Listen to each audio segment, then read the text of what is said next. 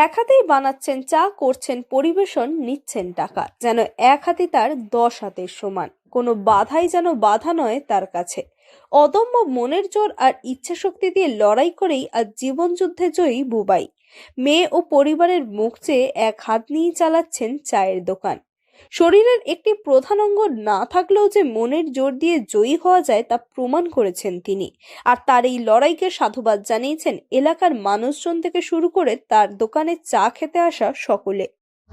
চা দোকান, চা খেতে বউদের দোকানে তাই আসা হয়ে গেল। প্রায় এই 3 বছর আসছি। এই দাদা তো একাই এক হাতেই সংসার। হ্যাঁ, এক হাতেই সবই করে, চা করে, মাজা, হ্যাঁ, ধোয়া সব একাই করে। এক হাতেই পয়সা নাই, এক হাতেই সবাইকে চা দেয়, চা করে বিভিন্ন ঘটে। হ্যাঁ, কিন্তু সবাই এগিয়ে যেতে হবে কাজ দিকে।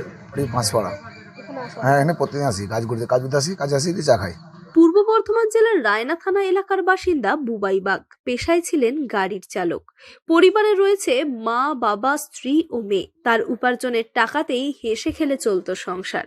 হঠাৎই ঘটে ছন্দপতন। টায়ার বাস্ট করে গাড়ি উল্টে আহত হন তিনি। বাদ যায় তার একটি হাত, বন্ধ হয়ে যায় গাড়ি চালানোর কাজ। কিন্তু পরিবারের জন্য ঘুরে দাঁড়াতেই হবে তাকে। তাই বছর দুয়েক পর মেয়ের কথা চিন্তা করে নতুন করে শুরু করেন লড়াই।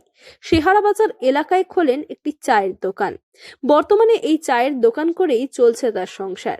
বুবাই বাগ বলেন, আজ থেকে প্রায় 11 বছর আগে একটি দুর্ঘটনায় আমার একটি হাত বাদ চলে যায়।